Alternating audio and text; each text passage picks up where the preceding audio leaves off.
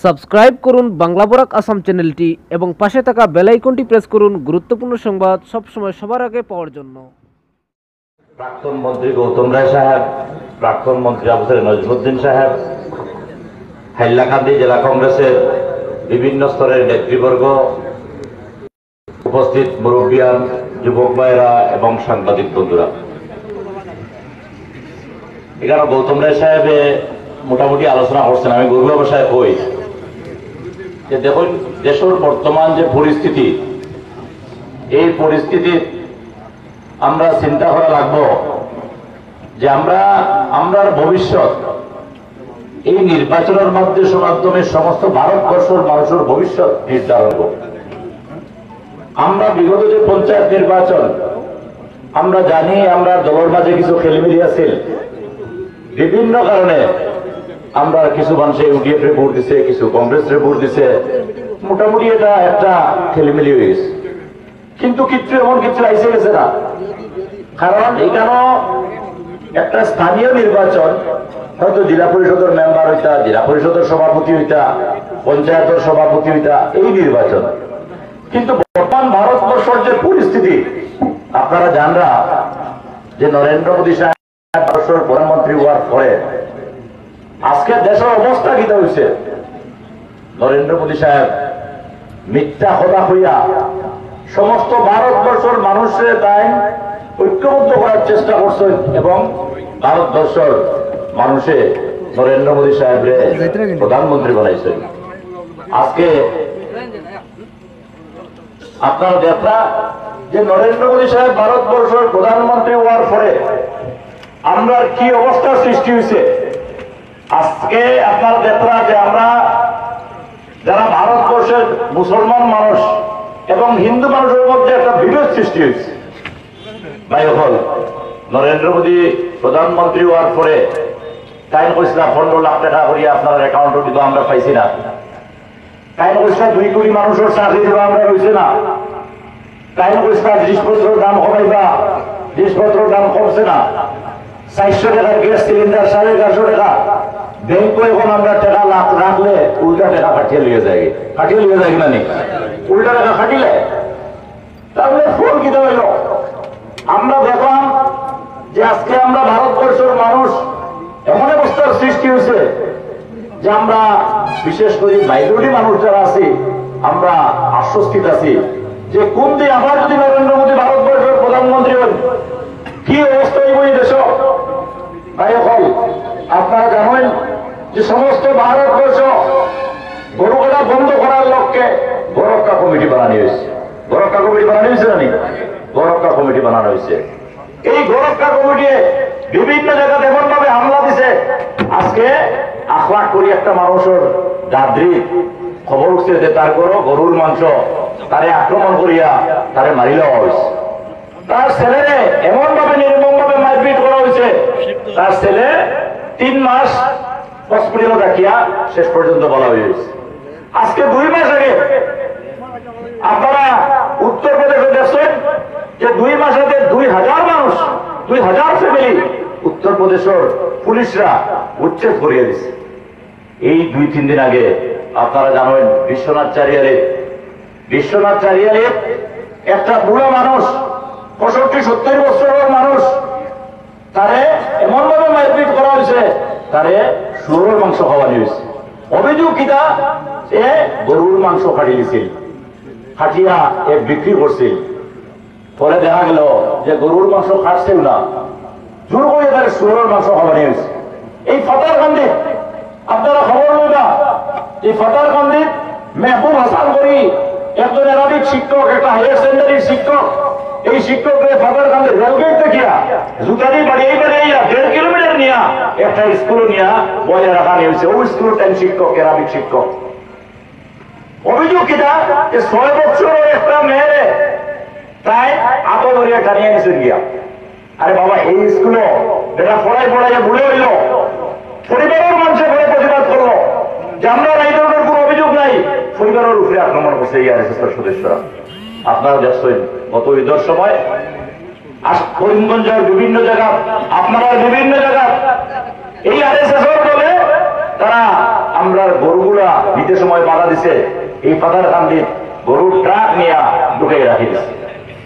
এই যে অবস্থা আজকে শুধু এইটা নাই, আমি একটা নাম বলে গেছি, একটা মানুষ তারা এইভাবে মারপিট করিয়ে তারা আগুন দিয়ে জ্বালানি হইল, যে আগুন দিয়ে জ্বালাইলো তারা জেলও দেওয়া হইল।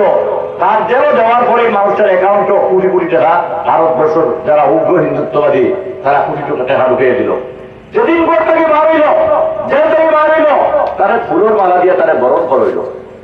তাই হল আমরা এই দেশে আছি, এই ভারতবর্ষ হিন্দু মুসলমান বৌদ্ধ খ্রিস্টান সব জাতি জনগোষ্ঠীর সম্মিলিত প্রচেষ্টায় আমরা এই দেশটাকে আমরা ব্রিটিশরা হারাইছি। আজকে আমরা ভারতবর্ষের 2 নম্বর নাগরিক, যারা ভারতবর্ষের স্বাধীনতা আন্দোলনের বিরোধিতা করল, আজকে তারা ভারতবর্ষ সরকারও আছে। যে আরএসএস এর একজন কর্মী, একজন নেতা যে মহাত্মা গান্ধীকে গুলি করে মারল, খেয়ে মহাত্মা গান্ধীকে গুলি করে মারল, তার কারণ হইল মহাত্মা গান্ধী ভারতবর্ষের স্বাধীনতা আন্দোলনের নেতৃত্ব দিয়েছেন। ভারতবর্ষের যে সংবিধান, এই সংবিধান একটা ধর্ম নিরপেক্ষ গণতান্ত্রিক প্রজাতন্ত্র।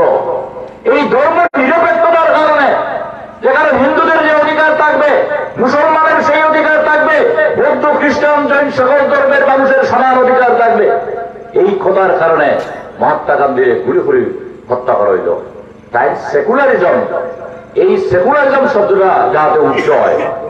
তাই হল আজকে যে দিল্লির সরকার, আপনারা জানেন এটা কোন সরকার? আরএসএস এর সরকার। আর এই আরএসএস এর নেতা বর্তমান ভারতবর্ষের প্রধানমন্ত্রী নরেন্দ্র মোদী। এই নরেন্দ্র মোদী ভারতবর্ষের প্রধানমন্ত্রী হওয়ার পর আজকে ভারতবর্ষের সংবিধান বিপন্ন, আজকে আমরা ধর্মের উপর আঘাত, আমরা 3 টাকা জ্বালা উড়িয়ে দেওয়া হয়েছে। আপনারা টিভির দেখছেন, বহুত বোরকা লাগাই বহুত মহিলা প্রতিবাদ করে 3 তালাক বন্ধ করো, 3 তালাক বন্ধ করো। তারা মুসলমান মহিলা নাই, হিন্দু মহিলারা বোরকা লাগাইয়া সমস্ত জায়গায় টিভির মাঝে তারা দেখাইয়া যাত্রা। যে নরেন্দ্র মোদী কইছেন যে আমি মুসলিম মহিলারে আমি বিচার দিয়া যে 3 তালাকটা উঠারি লাগে, আমার মুসলিম পার্সোনাল ল বোর্ড দিল্লি তারা সিদ্ধান্ত দিছে, যখন নরেন্দ্র মোদী সুপ্রিম কোর্টে কেস করছিলাম যে 3 তালাক উঠারি লাগে ভারতবর্ষ, তখন সুপ্রিম কোর্টে ভারতবর্ষের আলিম উলামার লোক আলোচনা করছে, বিভিন্ন ইসলামিক সংগঠনের লোক আলোচনা করছে। আলোচনা করিয়া যখন করছে না ভারতবর্ষ একটা ধর্ম নিরপেক্ষ রাষ্ট্র, গতিকে মুসলমানদের যে সিস্টেম, এই সিস্টেমে আমি বাধা দিতাম নাই। ভাই হল এরপরে নরেন্দ্র মোদী টাইম কিনা করছেন, টাইম লোকসভা বিল পাস করছেন, রাজ্যসভা টাইম পাস করলে বিরোধী দল মেজরিটি থাকার কারণে তাই অর্ডিন্যান্স জারি করি না। আজকে যদি আপনার স্ত্রী যদি আপনি 3 তালাক দেন, আপনার 3 বছর জেল, এবং জেল থাকলেও আপনার জেল তাকেও আপনার স্ত্রীরে আপনার ভরণ পোষণ দেওয়া দিতে হইব আপনার। এই বর্তমান ভারতবর্ষের আইন, আমরা ধর্ম পালন করার অধিকার যেটা ভারতবর্ষের সংবিধানে দিল, সেই অধিকারটা আজকে নষ্ট করা হয়েছে। আমি প্রশ্ন করি নরেন্দ্র মোদী সাহেবরে, আপনার স্ত্রীরে আপনার লোকেরা শুননি, আপনার স্ত্রীরে আপনি কতদিন আগে 3 তালাক দিয়েছেন, আপনার স্ত্রীরে আপনি স্ত্রী বলিয়া স্বীকার করেন না, আর আপনি মুসলিম মহিলার আপনি বিচার দিতা, তারারে জাস্টিস দিতা। এই ভারতবর্ষ একটা খেলা চলে এই দেশ লইয়া। আমরা হাজার হাজার মুসলমান মানুষ ভারতবর্ষের স্বাধীনতা আন্দোলনে আমরা শহীদ হইলাম, হাজার হাজার মৌলানারা এই ভারতবর্ষের আন্দোলনে আন্দোলন করলো যে আমরা দেওবন্দের সবচেয়ে বড় মাদ্রাসা, যে মাদ্রাসাটা কি আন্দোলনের সূত্রপাত হইল, দারুল উলুম দেওবন্দ, আজকে তারা হর দারুল উলুম দেওবন্দ সন্ত্রাসবাদী রাখলা। আজকে দারুল উলুম দেওবন্দ যদি সন্ত্রাসবাদী রাখলায়, আমরা মাদ্রাসাগুলো যদি সন্ত্রাসবাদী ট্রেনিং নয়, আমরা ভারতবর্ষের মুসলমানরা আমরা এডুকেশন, আমরা শিক্ষা ব্যবস্থা, আমরা এই ব্যবস্থাটা কি পর্যায়ে বুঝবো? আপনারা জানেন আসামর যে সমস্ত সিনিয়র মাদ্রাসাগুলোর 6টা অ্যারাবিক সাবজেক্ট, 4টা উল্টো করা হয়েছে, 2টা এখন জেনারেল সাবজেক্ট দিয়া আপনার মাদ্রাসাগুলো চালাইতে লাগে। একটা সিনিয়র মাদ্রাসার 22 জন স্টাফ, অ্যাপয়েন্টমেন্ট নাই, যারা রিটায়ারমেন্ট যার তারা যার, নতুন অ্যাপয়েন্টমেন্ট দেওয়ান না। 12টা ক্লাসের মধ্যে মাত্র 2-3 জন শিক্ষককে যদি পড়ান, 8-9টা ক্লাস যদি খালি থাকে, তখন এই প্রতিষ্ঠানটা চলবো? এই প্রতিষ্ঠান চলতো নাই। ভাই হল ইসলামিক এডুকেশন রে নষ্ট করার লাগি আজকে এই পন্থাবর এই আরএসএস সরকার বিজেপি সরকার হওয়ার পরে সমস্ত ভারতবর্ষের পজিশন উত্তরপ্রদেশ আজকে আজান দেওয়া বন্ধ, আমরা কুরবানি দেওয়া বন্ধ। উত্তরপ্রদেশের ছাগল নিয়ে মানুষ কুরবানি দিতে যখন গেছে, আপনারা দেখছেন টিভি যে কুরবানির সময় ছাগল নিয়ে গেছে, পুলিশের ছাগলগুলা দড়িয়ে পর্যন্ত নিয়ে তারা থানার ঢুকিয়ে দিচ্ছে। যে ছাগলগুলা হিন্দু মানুষরা তো ছাগল খায়, তাহলে খেয়েগুলো আটকানি হইল আমরা কুরবানির উপরে আঘাত আনার লাগি, ধর্মের উপরে আঘাত আনার লাগি এই ব্যবস্থা করা হয়েছে। আজকে সমস্ত ভারতবর্ষের যে অবস্থা, আমরা যদি সরকার পরিবর্তন না করি, আপনারা জানেন হাজার হাজার বছর থেকে পুরোনা মিয়ানমার রোহিঙ্গারা হাজার হাজার পুরোনো মানুষ আজকে তাদের বুড়াধিকার নাই।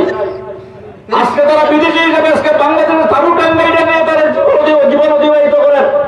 আমরা যে দেশাবর্ত নাই তার কোন ঠিক আছে নি। নরেন্দ্র মোদী যদি ভারতবর্ষের আবার যদি প্রধানমন্ত্রী হই, আমরা কি অবস্থা হইব ভাই হল একবার বিবেচনা করবা। এটা লইয়া খেলা নাই। আমরা ইউডিএফ-এর কিছু নেতা হলে যারা ইউডিএফ-এর নামে বুটসার আর খোর সিদ্দিক আহমেদ, গৌতম রায়, কমলাক্ষ দেবপুরকেষ্ট এরা বিজেপির এজেন্ট হয়েছে না নি? এরা খোর বিজেপির এজেন্ট। আমরা প্রশ্ন করি, আর আমি প্রশ্ন করি, আর আজকের থেকে এক মাস আগে আপনারা ডক্টর হিমন্ত বিশ্ব শর্মার করো আপনারা যে মিটিং করলা, ওটা দয়া করে আপনারা পাশ করেন। কি মিটিং আছে? আজকে থেকে 3 দিন আগে আপনারা হিমন্ত বিশ্ব শর্মা শিলচরে রাত্রে 11টার সময় আপনারা জ্ঞান নিচ্ছেন। কি কারণে জ্ঞান নিচ্ছেন আপনারা প্রকাশ করেন? আজকে থেকে গতকালকে আপনারা যা খবর নেন এই সেটেলমেন্টও আমরা ইউডিএফের বিধায়করা, বিজেপির সভাপতি পাতারকান্দির বিজেপি মিলিয়ে আপনারা যে মিটিং করছেন, কি মিটিং করছেন আপনারা জনসাধারণের কাছে প্রকাশ করেন। গত পরশু দিন আপনারা আসাম টক দেখছেন না? আসাম টক আপনারা করিমগঞ্জের ইউডিএফের এমএলএ টান কর্মী করে ইনস্ট্রাকশন দিতা যে তোমরা পজিশন বুঝিয়া তোমরা মানুষের ইউডিএফ করতে হও, আর যদি দেখা যায় ডাইরেক্ট তোমরা করতে পারো তো বিজেপি করো। আপনারা নিশ্চয় দেখছেন এটা যে বইসিলের মাঝে একজনে ক্যামেরা দিয়া এটা টোটাল ভিডিওটা রেকর্ডিং করিয়া ফ্যানগুলো আছে, এই রেকর্ডিং করিয়া দিচ্ছেন। ভাই হল এরা ইনডাইরেক্টলি বিজেপি করেন। এই Karimganj Lok Sabha seat, Dhubri Lok Sabha seat, Barpeta Lok Sabha seat, এই 3টে লোকে মুসলিম মেজরিটি। মুসলিম মেজরিটি না? 3টা মুসলিম মেজরিটি। আর আসামের 14টা যে এমপি সিটের মাঝে 11টা সিটে বদরুদ্দিন আজমল সাহেবের ক্যান্ডিডেট দিচ্ছেন না। ও এমপি করে নেতারা আইয়া কইলা যে আমরা কংগ্রেসের লোকে অ্যালায়েন্স করছি। আমি প্রশ্ন করি তারারে, আপনারা কোন চাই ইউডিএফের ভোটার কারা, হিন্দু না মুসলিম? মুসলিম। ইউডিএফের ভোটাররা যদি মুসলিম হয়, এই 11টা যে এমপি সিট, এই সিটের মাঝে মুসলমানের ভোটারের সংখ্যা কত? কোনখানো 7%, কোনখানো 8%, কোনখানো 9%। এই 7-8-9% টিয়া আপনারা এখানে এমপি জিতবনি। এমপি জিততো নাই, তখন তারা এখানে ক্যান্ডিডেটও হয়েছে না, কেউ এপ্লাইও করছে না। আর তারা খবর যে আমরা 11টা সিট ছাড়িয়ে দিচ্ছি। ভ্রান্ত কথা। আমরা এই কংগ্রেস দলের যে সভাপতি রাহুল গান্ধী সাহেব এই 5টা মিটিং করেছেন, আগে তার বক্তব্য করেছেন যে ইউটি বললো যে আমাদের কোন মিত্রতা নাই, আর আজকে তারা কোন মিত্রতা। আমি প্রশ্ন করি, যদি ঠিক আছে ভাই হল তুমি তো যে এখানটা কি যে বর্তমান দেশের যে পরিস্থিতি, তুমি তো দিল্লির এখান থেকে যদি নির্বাচিত হও, তোমার তো আমার এমপি যদি নির্বাচিত হয়, তুমি তো দিল্লিত গিয়া এই কংগ্রেস দলে কংগ্রেসের পার্টি বিজেপির লোকে ফাইট করেন। আপনারা টিভির দেখরা রাহুল গান্ধী সর্বভারতীয় স্তরে ফাইট করেন, আপনারা দেখ না হয়েছেন। আপনারা এখান থেকে আসাম থেকে 3 জন এমপি যদি বিজেপি ইউডিএফ থেকেও জিতে যায়, দিল্লিত গিয়া তারা বিজেপির লোকে কোনো ফাইট করতে পারবো না। বিজেপি সরকার বদলাইতে পারবো না, বিজেপি সরকার বদলাইতে পারতো না। তাহলে আপনারা ইউডিএফের নেতা আপনারা প্রশ্ন করবা যে আপনারা দিল্লি যদি নির্বাচিত হয়ে যায়, আপনারা ভোটটা হারে দিতা, আপনারা ভোটটা বিজেপি দিতা না রাহুল গান্ধীর দিতা? 2 জন তো প্রধানমন্ত্রী ক্যান্ডিডেট, এখন রাহুল গান্ধী, একজন হইলা নরেন্দ্র মোদী। আপনারা ভোটটা হারে দিবা, তারা কইব আমরা রাহুল গান্ধীর দিব। রাহুল গান্ধীর যদি তুমি ভোট দাও, রাহুল গান্ধী ডাইরেক্ট ক্যান্ডিডেট তৈরি আছে, রাহুল গান্ধীর যেন ডাইরেক্ট ক্যান্ডিডেট আছে, যে আমরা ঘুরেও তোমার কাছে দিলাম কি তারা গিয়া, আমরা ঘুরেও ভাত খাইতাম, আমরা ডাইরেক্ট খাইতাম। এখন কথা হইল যে তুমি দেন যে বিজেপির ইউডিএফের যারা এমপি, আমরা দেখছি বিগত যে পঞ্চায়েত নির্বাচন হইল, এই করিমগঞ্জ পঞ্চায়েতের জেলা পরিষদ নির্বাচন হইল, জেলা পরিষদ সভাপতি আমরা বানাইছি, আপনারা তো জানেন। কংগ্রেসের হয়েছিল না জেলা পরিষদ, এই কংগ্রেসের জেলা পরিষদ আমরা কংগ্রেস নিয়ে ফাইট করছি, আর বিজেপি ইউডিএফ মিলিয়ে তারা ফাইট করছে, করছে না নি? হাইলাকান্দি বিজেপি আর ইউডিএফ মিলিয়ে হয়েছে, ধুবড়ি বিজেপি আর ইউডিএফ মিলিয়ে ফাইট করছেন, বরপেটা বিজেপি আর ইউডিএফ মিলিয়ে ফাইট করছেন। তাহলে তুমি দিল্লিত গিয়া রাহুল গান্ধীর ভোট দিবাই না নরেন্দ্র মোদীর ভোট দিবাই, এটার কোনো ঠিকানা আছে না। আজকে কথাগুলো বিবেচনা করবা, যেখানে রাহুল গান্ধীর নিজের ক্যান্ডিডেট, কংগ্রেসের ক্যান্ডিডেট, আজকে এক একটা ভোট যথেষ্ট মূল্য আছে। আমরা ভুলর লাগিয়া এখান থেকে একবার বিজেপির এমপি নির্বাচিত হয়েছেন, দারোগান আদাস নির্বাচিত হয়েছেন না, খেলে নির্বাচিত হয়েছেন। মুসলিম কোর্টে দুইভাবে বিভক্ত হওয়ার কারণে দারোগান আদাস নির্বাচিত হয়েছে। আমরা গত পার্লামেন্টও আমরা মাঝে কিছু ভুল বুঝাবুঝি আছে, আমরা মাঝে দলাদলি আছে। আমার গৌতম রায় সাহেব গেছেন গিয়া, তার লোক আমরা বনাগুনা আসিল না, আমার আসিল না, ঠিক কিনা? আসিল না, কেনে আসিল না? রবীন্দ্র শুক্রবৈদ্য সাহেব তার পকেটও হারাই দিছিলাম। এইবারের ক্যান্ডিডেট খেরোর পকেটও নাই, আমরা সারাই মিলিয়ে দিছি। আর আমরা মাঝে বিভেদ নাই। আজকে আবু সাহেব রজবুদ্দিন সাহেব, হাইলাকান্দির কংগ্রেস, করিমগঞ্জ কংগ্রেস, কমলাক্ষদেপুর কেস্ত্র, গৌতম রায়, আমি, মহিলাল গোয়ালা, জামালউদ্দিনরা সবাই মিলিয়ে সম্মিলিত ভাবে আমরা স্বরূপ দাসরে আমরা ক্যান্ডিডেট বানাইছি। কেউ পকেটর নাই। সুতরাং আমরা এই যে ক্যান্ডিডেট যারা দিছি, আমরা ব্লক কংগ্রেসে সিদ্ধান্ত করে দিছে, ডিস্ট্রিক্ট কংগ্রেসে সিদ্ধান্ত করে দিছে, হাইলাকান্দিও দিছে, করিমগঞ্জেও দিছে, সবাই দেওয়ার পরে আমরা ক্যান্ডিডেট দিছি। এই ক্যান্ডিডেটের উপরে তোমরা প্রথম অভিযোগ আনলাই যে তার শিডিউল কাস্ট সার্টিফিকেট দাও। আমরা সংসদ আসলাম, আমরা একটা টাইম আমার সঞ্চিত হইল যে শিডিউল কাস্ট না মানুষ দিলে নাই। আপনারা জানেন এগুলো কত চর্চা হইল, দেখা গেল ইলেকশন কমিশন পর্যন্ত কমপ্লেন হইল তার শিডিউল কাস্ট জায়গায় ঠিক আছে। এরপরে অভিযোগ আনলো রাতাবাড়ির একটা ছেলে ড্রাইভার খানো অ্যাক্সিডেন্ট করছে, এই ড্রাইভার এগুলো বলে কাপড় তুলিয়ে দেখছে যে মুসলমান না হিন্দু, কইলে এগুলো স্বরূপ দাসে বাই ফিট করছে। ভাই হল আপনারা ভিডিও দেখবা, স্বরূপ দাসের ছবি দেখা যায়নি। রাতাবাড়ি তো আমার কনস্টিটিউয়েন্সি। আমরা শেষ পর্যন্ত খবর নিলাম, ও গৌতম রায় সাহেব, সুজাবুদ্দিন এমএলএ এইদিন বিচার করছেন যে ছেলের উপরে অভিযোগ আছিল, ঠিকানো RSS এর কয়টা ছেলেরে ঠিকানো ও যে ড্রাইভার তারে মারপিট করছে, এরা ৬০,০০০ টাকা ফাইন হয়েছে, পুলিশ থানার কেস হয়েছে। স্বরূপ দাস তার বাপকে লইয়া চেন্নাইয়ের হসপিটাল, আর তারা খাইছেন না স্বরূপ দাসে কইতরা যে স্বরূপ দাসে ঘটনা করছে। যে এই যে মিথ্যা অভিযোগ, ভাই সকল বিবেচনা করবা যে আজকে যে অবস্থার সৃষ্টি হয়েছে অত্যন্ত সংকটময় সময়, আমরা খেলা নাই। এই নির্বাচনটা অত্যন্ত গুরুত্বপূর্ণ। ভারতবর্ষের প্রধানমন্ত্রী বদলানোর নির্বাচন, আর এই প্রধানমন্ত্রী যদি আবার নির্বাচিত হয়, আজকে যদি হিন্দু রাষ্ট্র যদি হয়, মুসলমান মানুষ আপনার আমার কোন অধিকার থাকতো নাই। আমরা যে গণতন্ত্র, ভারতবর্ষের যে গণতন্ত্র বিপন্ন হইব, সুব্রমণিয়াম স্বামী এলা দিল্লি থেকে আইয়া কইলা যে মুসলমান স্থান পাকিস্তান, বাংলাদেশ, তোমরা এখানে দেখার কোন অধিকার নাই। মুসলমানের মসজিদ কমিউনিটি লাখবাড়ি বাঙালিদের কিছু যায় না। শিলাদিত্য দেবর বক্তব্য আপনারা শুনছেন, হিমন্ত বিশ্ব শর্মার বক্তব্য শুনছেন। হিমন্ত বিশ্ব শর্মা বলছেন এই 4-5 দিন আগে যে লুঙ্গিওয়ালা আর লুঙ্গিওয়ালা ধুতিওয়ালা মানুষের ভোট আমার লাগে না। যদি লুঙ্গিওয়ালা ধুতিওয়ালার ভোট লাগে না, আমরা খেলে ইন্ডিয়াকে আমরা বিজেপি দিতাম। এই কথাগুলো বিবেচনা করবা যারা বাঙালি হিন্দু মানুষ। আপনারা প্রশ্ন করি যে আপনারা দয়া করিয়া আপনারা সেন্টিমেন্ট রাখেন। আজকে এই কথাগুলা প্রত্যেকে বিবেচনা করার দরকার আছে।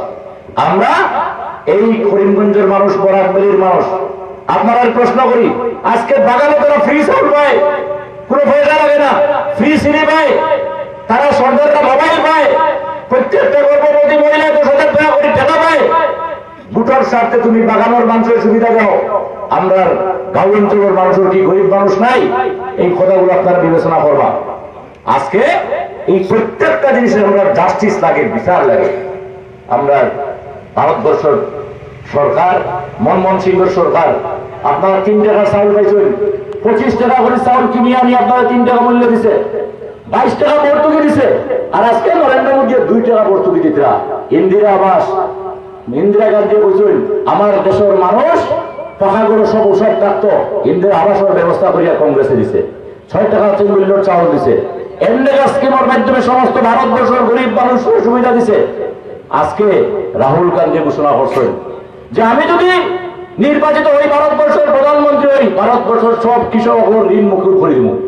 আমি যদি দেশের প্রধানমন্ত্রী হই, ভারতবর্ষের 25 কোটি মানুষকে আমি মাসে 6,000 টাকা করে দিব। ভাই হল আমি যদি গরিব মানুষের 6,000 টাকা করে মাসের পাই, একটা বেতনের মতো হয়ে দিব। আর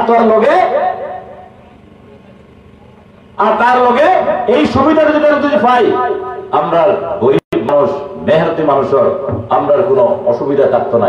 আজকে যারা আমরা এই ভারতবর্ষের মানুষ অশান্তির সৃষ্টি করছে, এই অশান্তির যে পরিবেশে আজকে শান্তির পরিবেশ আনার লাগে আমি অনুরোধ করিয়া আপনারা কংগ্রেসের 1820 ভোট দিতা। এখানোর যে বিধায়ক, এখানোর যারা এমএলএ, আজকে করিমগঞ্জের এমএলএ এমডিএফ দল ভোট বিভাজন করিয়া আজকে তারা বিজেপি আনবো। সুতরাং আপনারা অনুরোধ করিয়া আপনারা কারো কথা বিভ্রান্ত হইবে না। আপনারা এই কথা কইয়া এই করিমগঞ্জ দেখিয়া এই নির্বাচন আমরা 1 লক্ষের চেয়ে অধিক ভোট আমরা করিমগঞ্জ থেকে বাড়াইয়া দেব। এই ভোটের চেয়ে বেশি ভোট আপনারা পাইবা। আপনারা এলাকাদের থেকে খালি সমান সমান ভোট দেন, 1 লাখ ভোটে জিতব। আর ভোটরাই কমলাপুরে পৌঁছাইতো। আজকে কংগ্রেস দলের হিন্দু ভোট আছে, এমডিএফ দলের হিন্দু ভোট নাই। 1 লক্ষ হিন্দু ভোট আপনারা পাইবা। গতিকে আমরা ক্যান্ডিডেট বিপুল ভোটে জিতব। আপনারা সবরে আমি অনুরোধ করিয়া দেশের স্বার্থে, সমাজের স্বার্থে, জাতির স্বার্থে, সংবিধান রক্ষা করার স্বার্থে আপনারা কংগ্রেসের হাত চিহ্নে ভোট দিন। ও কথা হইয়া সবরে ধন্যবাদ জানাইয়া আমার বক্তব্য শেষ করলাম। ধন্যবাদ। আসসালামু আলাইকুম।